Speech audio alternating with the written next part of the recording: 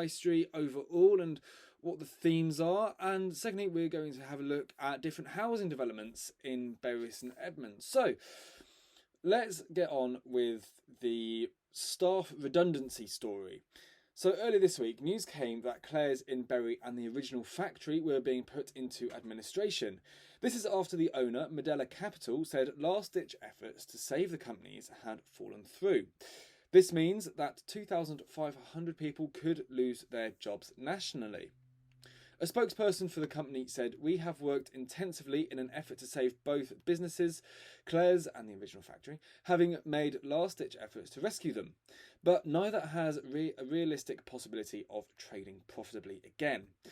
Medela has said tough retail conditions, including from government policies, were causing British businesses to suffer. Let's have a deeper look into what's going on here. So let's first have a look at key closures and vacancy statistics. Since 2014, high street chain outlets have decreased by almost 30%, compared to a 25% drop in shopping centres and only a 3% decline in retail parks. Whereas Bury St Edmunds saw over 4.5 million people visit the town centre over 2025, which is just 0.2% lower than 2024. We have to look at the festive period, however, in 2025. This boosted Bury's numbers massively. The town saw more than 100,000 international visitors and recently ranked 4th in the Telegraph's list of the best UK high streets. The Telegraph praised Bury for its indie spirit and concentration on independent businesses.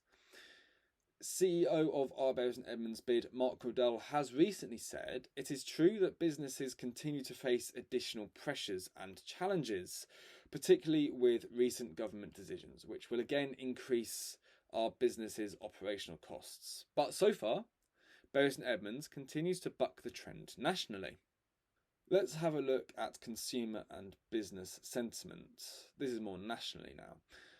42% of Brits believe their local high street is in decline, a figure that rises to 50% in suburban areas.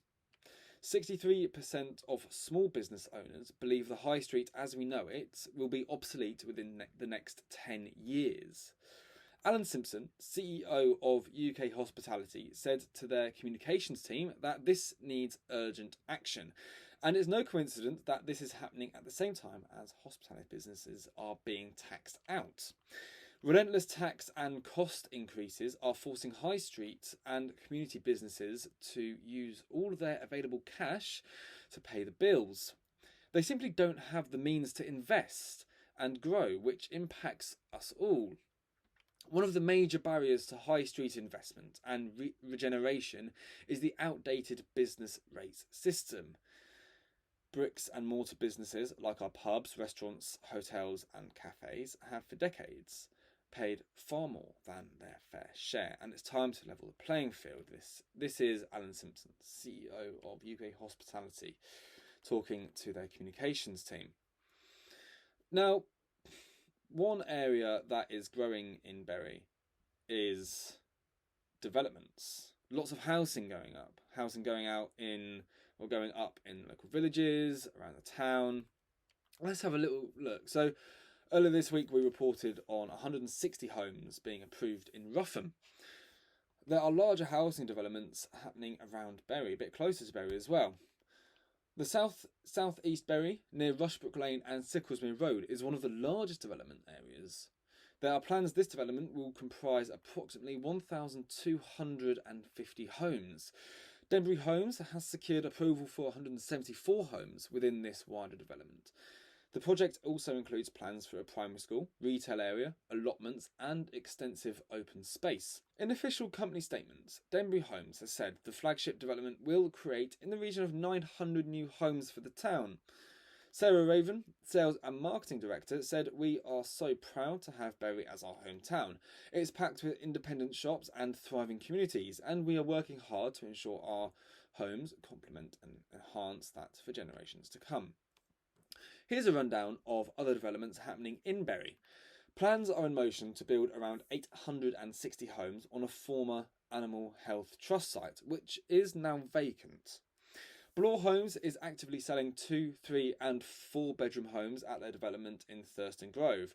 The site is around 4.2 miles away from Bury Town Centre. So that's the development plans for Bury St Edmunds. Let's have a little look what's coming up this week in politics. The order paper for the 12th of January shows Peter Prinsley, Bury St Edmunds MP, has a scheduled topical question in Westminster Hall on Monday relating to his duties as a local MP.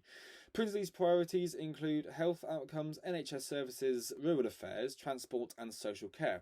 And he chairs the all-party parliamentary group on deafness and serves on the Home Affairs Select Committee.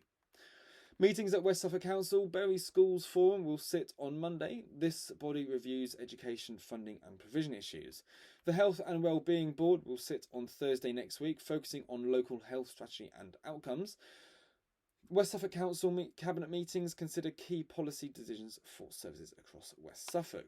That's all for this overview this week. Next week we'll be reporting on Bury's biggest stories, and next Sunday we'll have another overview.